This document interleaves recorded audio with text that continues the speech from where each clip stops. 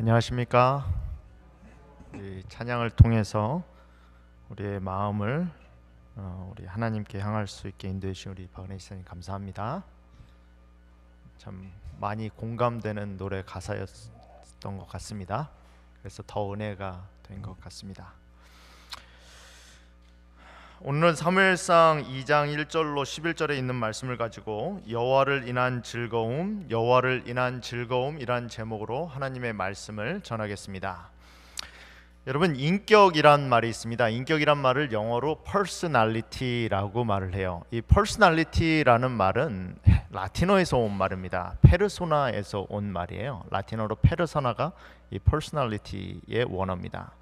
근데 이 페르소나는 두 단어의 합성어입니다. 페르라는 말하고 소나레라는 말의 합성어예요. 이 페르라는 말은 뭐냐면 through, 그냥 통과한다는 뜻이죠. 그리고 소나레란 말은 뭐냐면 이 to sound, 그러니까 뚫고 지나가는 것, 어디를 뚫고 지나가는 것이 원어적인 의미에 있어서 인격이라는 말입니다. 인격이란 것은 어떻게 형성되는가? 무엇인가 계속 뚫고 지나가는 소리처럼 소리는 어디 막히지 않잖아요. 계속 뚫고 지나가는 소리가 모여서 그 사람의 인격이 된다는 것이 라틴어의 인격이란 뜻입니다. 여러분, 소리가 곧 사람을 만들어요. 한국 사람은 어떻게 한국 사람이 되죠? 한국말을 계속 들으니까 한국 사람이 되는 거예요. 우리 아이들을 보통 뭐라고 말합니까? 바나나라고 말을 합니다. 왜 바나나죠? 겉은 노란데 속은 하얘요. 그래서 미국에 살지만 한국 사람이지만 누구예요? 미국 사람이에요. 우리는 미국에 살아도 계속 한국 뉴스를 듣잖아요. 한국에 관심이 있습니다. 계속 들으니까 우리는 어떤 사람이 미국에 살지만 한국 사람이에요. 그런데 우리 아이들은 한국 사람 인 것처럼 보이는데 완벽한 한국 사람은 아니에요. 한국말 듣지 않으니까. 한국 사람이 한국 사람 되는 것은 한국말을 자꾸 들으니까 한국 사람이 되는 겁니다. 하나님은 하나님의 사람을 어떻게 만드실까요? 하나님 말 자꾸 듣는 사람이 하나님의 사람입니다. 크리스찬은 다른 거 없어요. 하나님 말씀 자꾸 듣는 사람이에요. 여러분, 저는 목회자 아닙니까? 그래서 목회자는 예배 드리는 기보다는 말씀 전하는 기회가 훨씬 더 많아요. 그러다 보면 속이 좀 갈급합니다. 저도 필요하잖아요. 그래서 제가 일요일 아침마다 하는 일이 있어요. 저 혼자 예배 드립니다. 제가 좋아하는 목사님 설교 틀어놓고 일요일 아침에 다 자고 있을 때 혼자 예배 드려요. 왜? 들으려고. 들어야지 저도 만들어지니까. 들어야지 저도 채워지니까. 그리스도인이 다른 거 아닙니다. 하나님의 말씀을 자꾸 듣는 사람이 그리스도인이에요. 언제 그리스도인이 아닌 것처럼 우리가 흐려지죠? 듣지 않을 때예요. 한번 잘 생각해 보세요. 내가 흔들릴 때가 언제입니까? 세상 말 자꾸 들을 때예요. 세상 말 자꾸 들어서 세상의 기준이 내 삶의 기준인 것처럼 여겨지기 시작할 때가 우리가 흔들릴 때예요. 하나님의 사람은 언제 하나님의 사람이 되는가? 하나님 말씀 자꾸 들을 때예요. 그래서 하나님 말씀 들을 시간이 있으면, 하나님 말씀 들을 기회가 있으면 자꾸 뭐 하셔야 돼요? 들으셔야 돼요. 말씀을 자꾸 들어야지 내가 말씀에 묻힌 사람이 됩니다. 아멘입니까? 오늘 예배 드리러 오신 거 참 잘 하신 거예요. 참 여러분 한 분 한 분이 너무나 귀한 분입니다. 여기 오셔서 하나님의 하시는 말씀을 들으셔야 돼요. 여러분, 한나는 참 어려운 환경 가운데 있는 사람이었습니다. 주위에서 들리는 소리가 하나도 하나님 같지 않은 소리만 들려요. 당시에는 애를 낳지 못하는 여자는, 우리가 예전에 우리 조선시대에는 남자 아이를 낳지 못하면 마치 이 여자가 뭐예요? 사람 취급을 못 받았듯이 그 당시에 그랬어요. 그냥 사람 취급을 받지 못하는 것이 아니라 그 당시에 생산을 하지 못하는, 임신하지 못하는 것은 하나님이 뭐 하신 거예요? 저주 내린 거였어요. 뭐예요? 다른 사람이 아무 말 하지 않아도 나는 하나님께 저주받은 사람이구나. 내가 하나님을 믿는데 하나님이 나를 저주하셨다고 생각하니 얼마나 신앙생활하기가 힘들겠습니까? 그 자기가 혼자 생각하는 것도 힘든데 옆에서 누가 자꾸 긁어요? 분인나가 긁어요. 말해주지 않아도 아는데 분인나가 자꾸 뭐하죠? 확인시켜줘요. 야, 너는 하나님이 너한테 축복 안 해주시나 봐. 네가 왜 애를 못 갖는지 알아? 하나님이 너의 태를 막으셨기 때문이야. 왜 막으셨겠니? 자꾸 이렇게 말하니까 뭐예요? 그 마음 가운데 괴로움이 있는 거예요.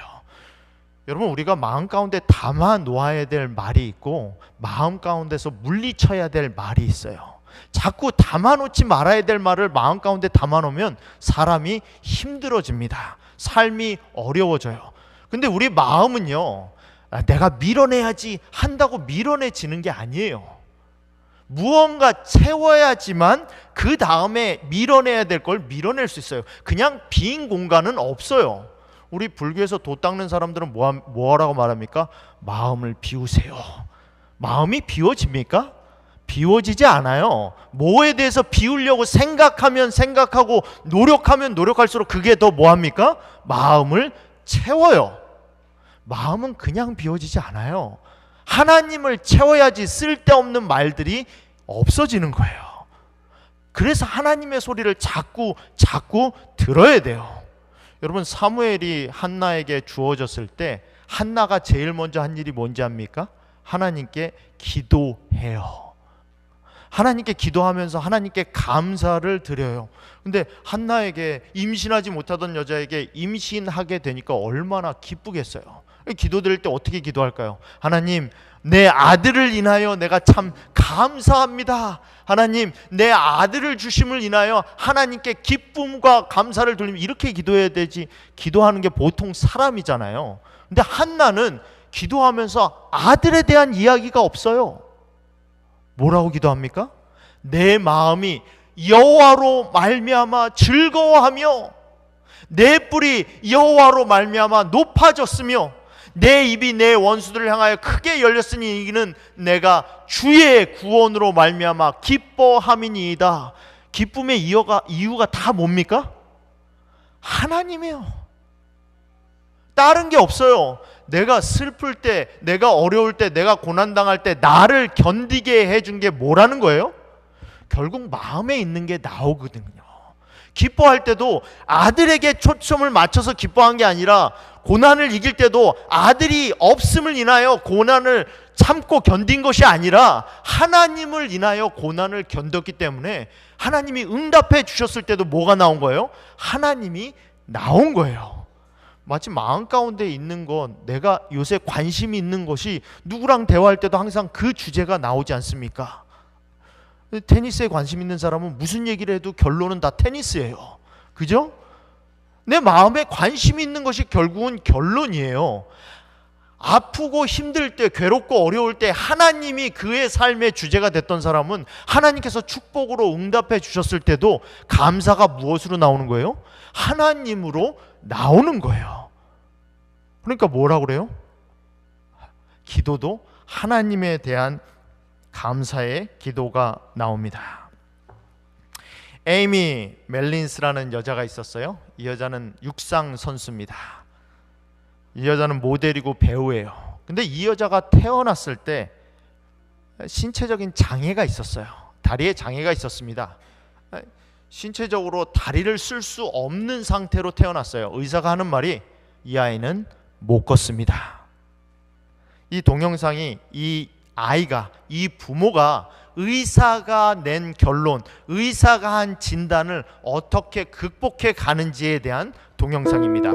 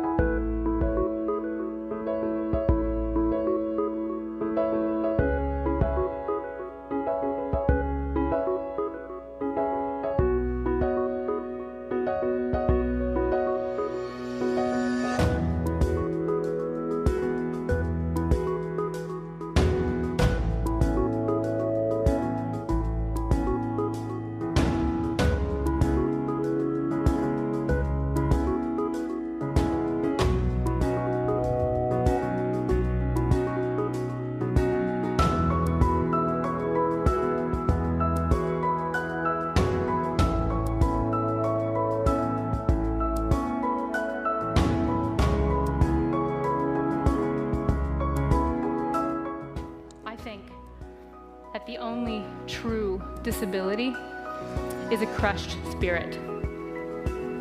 A spirit that's been crushed doesn't have hope, it doesn't see beauty, it no longer has our natural childlike curiosity and our innate ability to imagine. If instead we can bolster a human spirit to keep hope, to see beauty in themselves and others, to be curious and imaginative, then we are truly using our power well.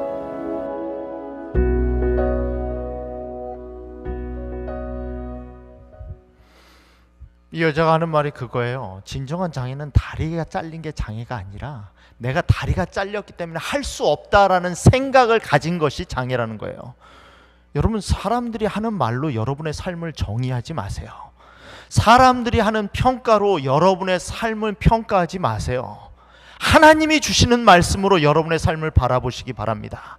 하나님이 주시는 희망으로 여러분의 삶을 바라보시기 바랍니다. 사람의 말로 우리의 삶을 평가하기 시작하면, 사람의 말로 우리의 삶을 판단하기 시작하면 우리의 삶은 절망 가운데 있을 수밖에 없어요. 여러분, CVS라는 스토어를 아십니까? CVS는 컨비니언스 스토어로 시작했습니다. CVS가 뭐의 약자인지 혹시 아세요?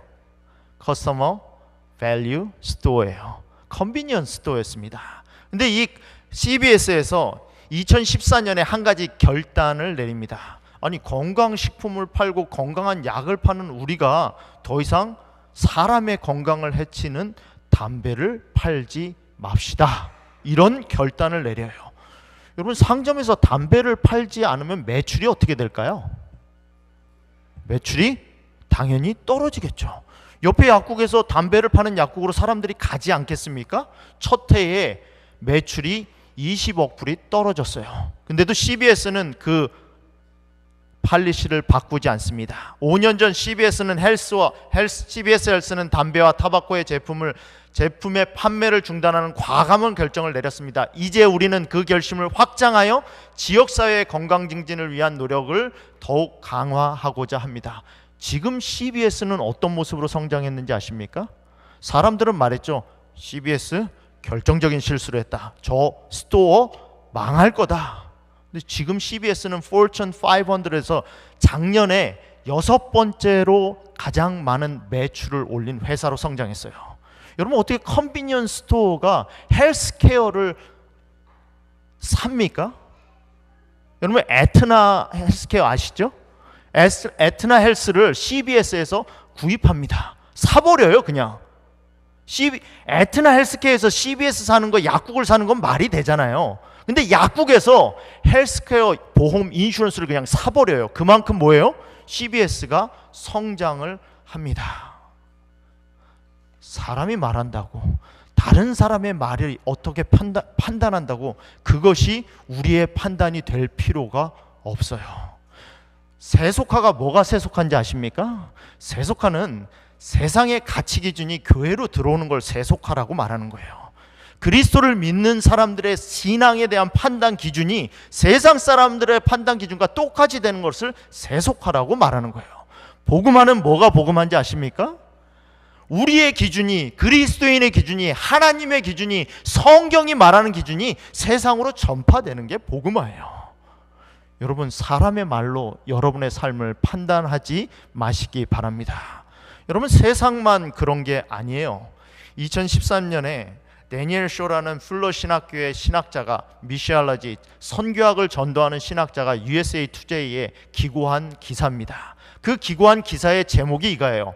Adventist Back to Basics Faith is fastest growing U.S. Church. 제7일 안식일 예수 재림교회가 미국에서 가장 빠르게 성장하고 있는 교회라는 거예요. 근데 이게 데니엘 쇼라는 이 선교학자가 하는 말이 뭐냐면, 그 이유가 뭐냐? 나는 알지 못하는데 그 이유가 한 가지인데 그게 뭐냐? Back to basic. 다른 모든 종교에서는, 다른 모든 교단에서는 세상이 이렇게 가니까 우리가 세상을 따라가야 된다. 교회도 바꿔야 되고 예배 프로그램도 바꿔야 되고 선진적으로 받아들여서 모든 게 변해야 되고 세상을 따라가야지. 우리가 세상을 따라가지 못하면 교회는 결국 도태되고 말 것이다. 근데 유일하게 제7일 안식일 예수 재림교회는 뭐예요? Back to basic. 안식일을 지키고 건강식을 하고 토요일 예배와 채식으로 재림교인들은 기독교의 주류와 확연히 구별된 위치에 있다. 그러나 다른 것은 그들에게 약점이기보다는 자산이 되었다. 뭐라는 거예요? 우리가 다른 사람과 다르다는 것은, 우리가 다른 가치관을 갖고 있다는 것은 우리의 약점이 아니라, 우리가 안식일을 지킨다는 것은, 우리가 건강식을 한다는 것은 우리가 다른 사람에 비해 약점이 아니라 그게 뭐가 됐다고요? 자산이 되었다고요. Not liability but asset. 우리에게 liability가 아니라 우리의 asset이 되었다고요. 우리의 재산이 되었다고요. 우리가 판단하는 게 아니에요. 누가 판단합니까? 외부에서 판단하는 거예요. 여기에 기본적으로 모든 것을 근본으로 돌아가려는 신앙인들이 있습니다. 그들은 하나님이 주신 법과 명령이 무엇을 의미하며 어떻게 삶에 적용할 수 있을까를 묻습니다. 어떻게 하면 세상을 따라갈 수 있을까? 어떻게 하면 세상을 이길 수 있을까를 묻는 게 아니라, 하나님께서 주신 법과 명령이 무엇을 의미하며 그것을 어떻게 우리의 삶에 적용할 수 있는지를 묻는다는 거예요. 다니엘 쇼 박사가 이렇게 그의 기사를 마무리합니다. 이것은 현재 미국 내 기독교의 문화와 상반된 현상입니다. 저에게 이들이 성장하는 이유를 묻는다면 저에게는 답이 없습니다. 여러분, 저들에게는 답이 없어요. 답을 밖에서 아무리 구하려고 해도 그들에게는 뭐가 없다고요? 답이 없습니다. 답은 누구에게 있어요? 답은 하나님에게 있는 거예요. 답은 세상에 없습니다. 답은 어디에 있어요? 하나님에게 있어요. 어떤 분이 비지를 이렇게 설명한 것을 들은 적이 있습니다. 비지라는 말의 뜻은, 바쁘다는 말의 뜻은 being under Satan's yoke. 바쁘다는 의미는 사단이 움직이는 움직임에 따라가느라고 바쁜 것이다. 참 바쁘시죠? 많이 바빠요. 노는 사람도 그냥 노는 분이 없어요. 한 줄이 얼마나 바쁜지 모르겠습니다. 여러분, 우리의 삶과 우리의 생활은 무엇에 따라 움직이고 있습니까? 어떻게 움직이고 있습니까? 무슨 말을 따라 살고 있습니까? 한나가 한 기도, 사무엘상 2장 3절에 보면 이렇게 말합니다. 심히 교만한 말을 다시 하지 말 것이며 오만한 말을 너희 입에서 내지 말지어다. 여호와는 지식의 하나님이라 행동을 달아 보시느니라. 사람들이 하는 오만한 말, 사람들이 하는 교만한 말, 세상이 하는 교만한 말, 세상이 안다라고는 그 말, 한나는 그 말을 듣는 사람이 아니었습니다. 한나의 마음 가운데 그가 움직이지 않고 중심에 굳게 설 수 있었던 이유는, 사람이 무슨 말을 하도 그가 굳게 설 수 있었던 이유는 하나님의 말씀이 그의 중심에 있었기 때문입니다. 제가 한 번은 집에 물건들을 좀 사기 위해서 패킹 머티리얼을 좀 주문했어요. 패킹 머티리얼의 큰 상자를 주문했는데 그 상자 안에는 아무것도 들지 않았고 스티로폼만 들어있었습니다. 근데 제가 집에 없었거든요. 근데 상자는 엄청 큰데 그 상자를 주문해서 저희 집 앞에 놨는데 그날따라 바람이 엄청 분 거예요. 상자가 어떻게 됐을까요? 상자는 엄청 큰데 뭐예요? 다 그냥 날아가고 막 난리가 났어요. 난리가. 여러분, 크다고 중요한 게 아닙니다. 크다고 무게가 있는 게 아니에요. 크기가 크다고 무게가 있는 게 아니에요. 그 안에 무엇이 들어있느냐가 삶의 중심을 잡아줍니다. 여러분, 한나가 그렇게 솟구치는 바람과 같은, 파도와 같은 그런 풍랑 가운데서도 굳게 설 수 있었던 이유는 그녀의 기도에서 들을 수 있는 말처럼 그녀의 매사의 말과 그녀의 매사의 삶 가운데는, 그 마음 가운데는 항상 여호와 하나님이 계셨습니다. 죽이는 것도, 살리는 것도, 스올에 내리는 것도, 스올에서 올리는 것도, 가난하게 하는 것도, 부자가 되게 하는 것도 다 누가 하신다고요? 여호와가 하신다고요. 내가 가난해져도 그게 여호와의 뜻이고, 내가 부하게 돼도 그게 여호와의 뜻이기 때문에 한나는 흔들릴 이유가 없었습니다. 내가 진토에 빠져도 그것이 여호와가 하신 것이고, 내가 진토에서 일어나 반석에 서도 그것이 여호와가 하신 것이기 때문에 한나는 움직일 이유가 없었습니다. 한나의 마음 가운데 그렇게 묵직한 반석이 있었기 때문에 한나는 삶의 풍파가 몰아칠 때 흔들리지 않을 수 있었습니다. 여러분, 우리의 인격은 무엇이 붙들고 있습니까? 우리의 믿음은 무엇이 붙들고 있습니까? 혹시 사람들의 말은 아닙니까? 혹시 세상의 평가는 아닙니까? 하나님의 말씀을 담으시기 바랍니다. 하나님의 소리에 귀를 기울이시기 바랍니다. 하나님의 평가를 가장 귀한 평가로 삼기 바랍니다. 두 번째로 한나의 기도를 통해서 배울 수 있는 것은 축복은 흘러간다는 거예요. 한나의 기도를 보면 이렇습니다.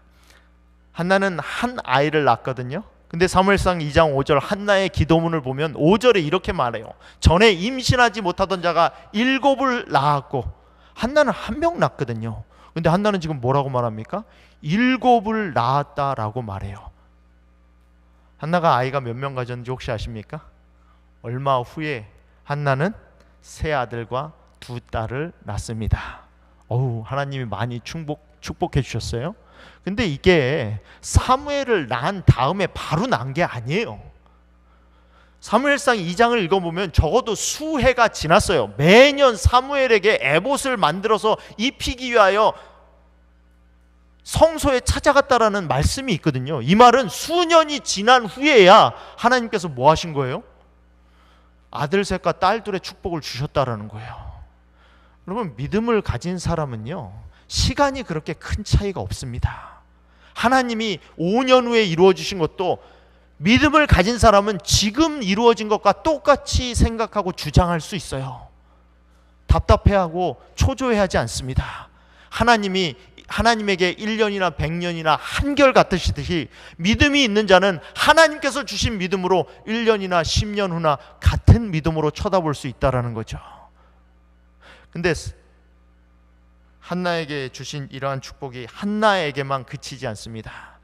여러분, 사무엘서가 쓰여진 이유는요, 이스라엘 왕국이 신정국가에서 왕정국가로 넘어가는 시점에 사무엘서가 쓰였습니다. 사무엘이 이스라엘 역사 가운데 등장한 이유는 정치적 체계가, 이스라엘을 다스리는 체계가 신정에서 왕정으로 바뀌는 그 가교 역할을 해주기 위해서 사무엘이 이스라엘 역사 가운데 등장해요. 사무엘서가 바로 그런 이야기를 설명해 주는 내용입니다. 근데 거기서 사무엘이 다윗의 왕국을 다윗이 우뚝 왕으로 쓸 수 있는 역할을 해주거든요. 근데 여러분도 잘 아시다시피 다윗은 이스라엘 나라 가운데서 가장 큰 나라를 만든 왕입니다. 다윗 왕과 솔로몬 왕 때 외에 이스라엘이 가장 넓은 영토를 차지하게 되고 강대국으로 성장해요. 근데 여러분, 이스라엘이 그렇게 성장할 수 있었던 것은, 즉 다윗 왕국은 다윗에게서 시작되지 않아요. 어디서 시작되죠? 한 여인의 기도에서 시작됩니다.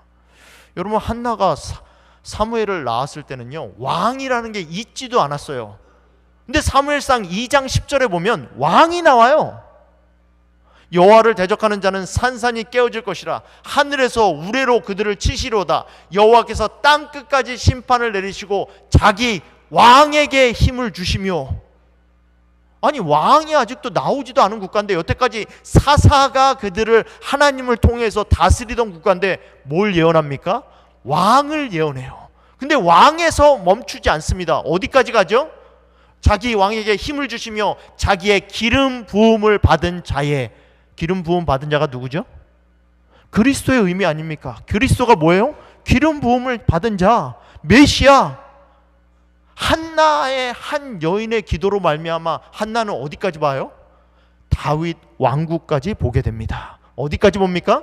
예수 그리스도의 오심까지 보게 돼요. 한 여인이 자기의 부림을 통하여 기도했던 그 기도로 말미암아 어디까지 가는 거예요? 예수 그리스도까지 가는 거예요. 여러분, 축복은 흘러가게 되어 있습니다. 그것이 축복의 원리예요. 윈스턴 처칠이 어렸을 때 늪에 빠진 적이 있었습니다. 근데 그 옆에 있던 아이가 이 윈스턴 처칠을 구해줘요. 그 아이가 플레밍입니다. 플레밍이 이 윈스턴 처칠을 늪 속에서 구워줘서 생명의 은인이 되죠. 윈스턴 처칠 아버지가 이 플레밍 아버지한테 물어요. 아유, 우리 아들을 구해줘서 고맙습니다. 당신 바라는 거 혹시 있습니까? 내가 좀 도와주겠습니다. 우리 아이가 좀 공부를 했으면 좋겠어요. 그래서 윈스턴 처칠이 아버지가 플레밍을 공부시킵니다. 장학금을 대주죠. 그래서 플레밍이 유명한 과학자, 공부할 수 있는 과학자가 되고, 이 과학자로 성장한 플레밍이 뭘 발명합니까? 페니실린을 발명해요. 결국 윈스턴 처칠이 2차 세계대전 당시에 병에 걸려서 죽게 되었을 때 그때 누구를 통해서 구원을 받죠? 페니실린을 통해서, 그 약을 통해서 병이 나아요. 축복은 뭐 하게 돼 있어요? 흘러가게 되어 있어요. 하나님께 받은 축복은 뭐 해야 돼요? 흘러가야 돼요. 한나에게 주신 사무엘이란 축복을, 한나가 나에게 하나 주신 아들인데 이걸 어떻게 하나님께 드려? 그리고 꽁꽁 싸매고 있으면 어떻게 했을까요? 다윗 왕국은 존재하지 않습니다. 다윗이란 나라는 존재하지 않아요. 이스라엘이라는 나라는 태어날 수 없는 왕정국가로서 멸망의 국가로 갈 수밖에 없는, 결국 사울 왕국이 계속됐을 거 아닙니까? 그런 나라로 좌초할 수밖에 없었지만, 자기에게 주신 축복을 뭐 했을 때, 나누었을 때 그 축복이 더 큰 축복을 낳는 모습을 보게 됩니다. 김태훈 선교사가 깨어진 그릇이란 책에서 이런 말을 했습니다. 풍성한 삶이란 경제적으로 여유롭고 풍족한 것을 의미하기보다는 내가 받은 복이 주변 사람에게 흘러 넘쳐 나누어주는 삶이라고 생각합니다. 여러분들은 어떻게 생각하세요? 여러분의 삶이 풍성한 삶입니까? 풍성한 삶은 나누어주는 삶이에요. 경제적으로 여유 있는 삶이 아니라 하나님께서 내게 주신 것을 나누어 주는 삶, 그게 풍성한 삶입니다. 여러분, 작은 거 가지고 기도하시는 거 있잖아요. 한나는 뭐 기도했죠? 부림 가지고 기도했어요. 부림 가지고. 어떻게 보면 굉장히 작은 일 아닙니까? 여러분, 작은 일도 가지고 기도하셔야 돼요. 우리 아이 어디 진학하는 거, 우리 이사하는 거, 뭐 직장을 바꾸는 거, 무엇이든지 하나님 앞에 놓고 뭐 하셔야 돼요? 기도하셔야 돼요. 한 여인이 자기 불임 문제 가지고 하나님께 매달려서 기도했을 때 한 나라의 흥망성쇠가 바뀌었습니다. 결코 작은 것 가지고 하나님께 기도한다고 그거 가지고 하나님 앞에 쭈뼛쭈뼛 하실 필요 없어요. 하나님이 그 기도를 가지고, 내가 가진 오병이어를 가지고 무엇에 어떻게 쓰실지는 아무도 모르는 거예요. 아무것도 염려하지 말고 다만 모든 일에, 무슨 일에? 모든 일에, 하나님께 드릴 만한 일에만, 교회에 관련된 일에만, 아니 모든 일에 기도와 간구로 너희 구할 것을 감사함으로 하나님께 뭐하라? 아뢰라. 그리하면 모든 지각에 뛰어난 하나님의 평강이 그리스도 예수 안에서 너희 마음과 생각을 지키시리라. 왜 일이 안 되죠? 왜 일이 안 됩니까? 내 마음과 생각을 못 지키기 때문에 아닙니까? 자꾸 잊어버려요. 잊어버리지 않고 좀 내 마음 가운데 지켜야 되는데, 뭐가 훅 들어오면 까먹고 어느샌가 다 잊어버리고. 기도하면 하나님이 우리의 마음과 생각을 지켜주십니다. 기도하면 하나님이 우리를 인도해 주실 것입니다. 여러분, 흘려보내지 못해서 망한 민족이 있어요. 이스라엘의 12지파 가운데 에브라임 지파는 아주 큰 지파였습니다. 에브라임 지파는 이 요셉이 두목으로 받은 에브라임과 므낫세 두 아들이 이스라엘 지파 가운데 들어간 지파 중에 하나였습니다. 에브라임 지파는 차자였음에도 불구하고 야곱이 오른손으로 축복해준 아들이었습니다. 여러분 민수기에 보면요, 이 에브라임 지파가 들어가 있어요. 민수기에 보면 출애굽했을 때 무슨 지파는 몇 명 있고 무슨 지파는 몇 명 있고 이게 쭉 나오거든요. 그 중에 에브라임 지파는 45,000명이 있고 이런 말이 나와요. 근데 계시록 7장에 보면은 구원받은 무리를 12지파로 표현합니다. 144,000이 나오죠. 거기에 에브라임 지파가 있을까요? 없을까요? 에브라임 지파가 없어요. 저는 에브라임 지파가 마지막 12지파 구원받은 144,000의 지파 가운데 들어가지 못한 이유는 그들이 받은 축복을 나눠주지 않았기 때문이라고 생각합니다. 여러분, 여호수아가 이스라엘이 가나안 땅을 정복했을 때 에브라임 지파에게 가장 가운데 땅을 주면서 말했어요. 야, 가서 저기 점령해. 에브라임 지파가 불평합니다. 야, 거기는 산지가 많은데. 알아, 너희 강한 지파니까 가서 점령해. 아, 거기는 철병거 타고 다니는 사람들이 있는 지파인데. 알아, 너가 강한 지파니까 가서 차지해. 할 수 있어. 100세가 넘은 80세가 넘은 갈렙도 이 산지를 내게 주소서 하는데 왜 네가 못해? 가서 차지해. 전쟁이 났을 때마다 가장 강력한 군대를 가지고 있었던 지파임에도 불구하고 에브라임 지파는 항상 전쟁에서 빠졌어요. 미디안이 쳐들어왔을 때 기드온이 나팔을 부를 때 안 나온 지파 가운데 하나가 에브라임 지파예요. 그리고 기드온이 미디안을 이기고 돌아올 때 뭐라고 말합니까? 야, 우리가 이렇게 있는데 왜 우리는 안 불렀어? 안 불렀어요? 불렀어요. 근데 이기고 돌아오는 기드온을 향해서 뭐 합니까? 왜 우리 안 불렀어? 뭐 합니까? 따져요. 왜 따질까요? 전쟁이 이기면 항상 전리품이 있거든요. 야, 우리 거 내놔. 희생은 안 하지만 내 권리는 찾을게. 이거 거 내놔. 여러분, 입다가 암몬 자손이 쳐들어왔을 때도 똑같은 일을 행합니다. 똑같이 일을 행해서 전쟁을 하기 때문에 모든 지파를 부르는데 에브라임 지파는 나오지 않아요. 입다가 전쟁에 승리하고 돌아올 때 에브라임 지파가 똑같이 나와서 위협합니다. 이제는 야, 우리는 왜 안 불렀어? 그리고 뭐라고 합니까? 야, 내가 너희 집 다 태워버릴 거야. 이제는 위협을 해요. 입다는 기드온보다 좀 성격이 급한가 봐요. 성격이 불같은가 봐요. 그래? 한번 싸우자. 이 싸움에서 에브라임 지파가 4만 명 이상이 죽어요. 결국 에브라임 지파는 유다 지파, 이 이스라엘 지파 가운데서 그 씨가 마르게 되는 그런 상황까지 이르게 됩니다. 여러분, 하나님이 주신 것은 뭐 하셔야 돼요? 하나님이 주신 축복은 나누셔야 돼요. 하나님이 주신 축복은 흘려보내야 돼요. 그 흘려보낸 축복이 어떻게 됩니까? 다시 우리에게 돌아와요. 당신의 능력에 맞는 일을 위해 기도하지 말고 어떤 일이든 할 수 있는 능력을 위해 기도하라. 나누어주는 사람은 하나님께 나누어줄 능력을 달라고 기도하게 됩니다. 마지막으로 한나의 기도를 통해서 우리가 배울 수 있는 교훈은 우리는 하나님의 증거품이라는 거예요.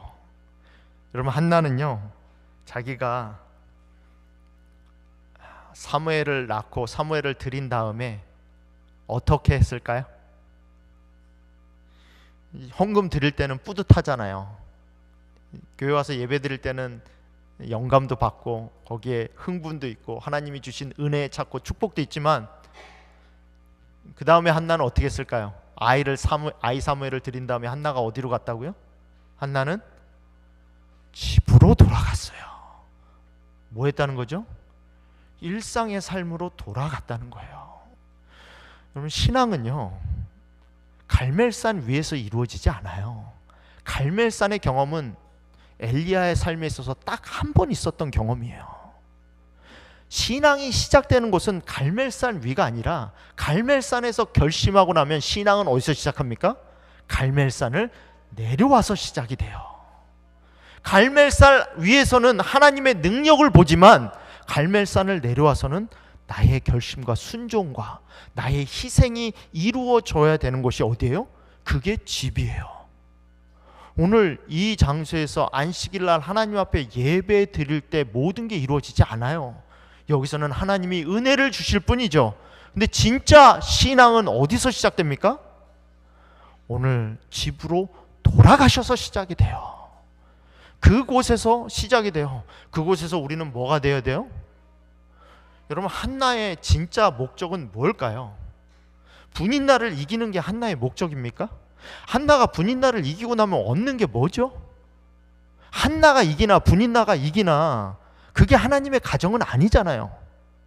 한나를 일으키셨을 때 하나님의 목적은 분인나를 꺾는 것이 목적이 아니에요. 한나를 일으키신 목적은 하나님이 축복해 주시는 사람의 증거품이 되기 위해서예요. 여러분, 하나님이 우리를 일으키시는 이유는 나를 짓밟는 사람을 우리가 짓밟기 위해서가 아니에요. 누가 짓밟든 누가 위에 올랐든 내가 올랐으면 뭐 대단한 사람이 됩니까? 대단한 조직으로 바뀌어요, 내가 올랐으면? 그렇지 않아요. 나를 통해서 뭐가 이루어지는 겁니까? 하나님의 역사가 증거되는 거예요. 구하기 전에 너에게 있어야 할 것을 하나님 너희 아버지께서 아시느니라.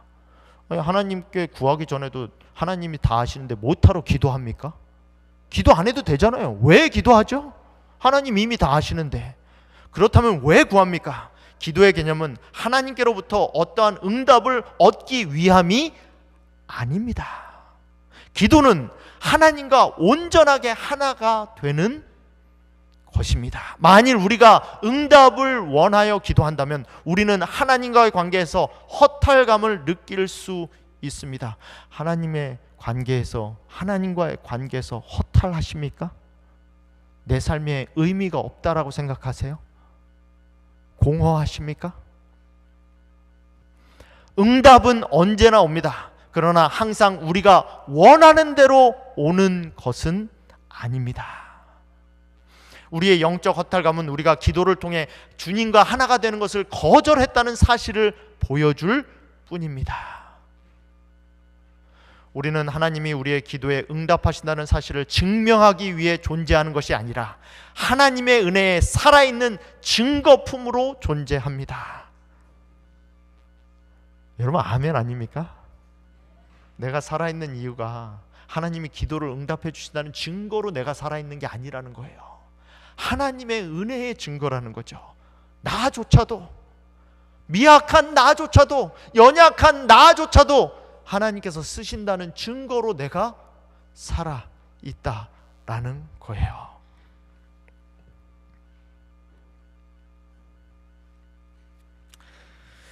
한 지사님과 카톡을 주고받은 적이 있습니다. 지사님이 카톡에 이런 내용을 보내셨어요. 목사님, 저는 SD교회의 혈연, 지연, 학연 아무 백 없는 줄도 없는 사람입니다. 22년 전에 덕배출로 목사님의 위상전도회를 통해서 지금까지 있습니다. 함께라면 모든 게 가능합니다. 이해 바랍니다. 세월호처럼 물에 잠겨진 교회 형편을 뒤로하고 떠날 수 없어서 붙어 있습니다. 내가 침례를 받은 곳입니다. 목사님, 오늘은 여기까지입니다. 이 지사님이 힘든 교회를 계속 섬기시면서 좀 힘든 마음을 저한테 표현하신 것 같아요. 제가 예전에 목회하던 교회입니다. 예, 지사님의 마음을 나누어 주셔서 감사합니다. 하나님이 지사님을 땡땡 교회를 위해 쓰시는 것을 압니다. 우리에게는 하나님이 계시잖아요. 언제나 하나님이 우리의 가장 큰 백입니다. 목사님, 아멘, 감사합니다. 왜 눈물이 납니다.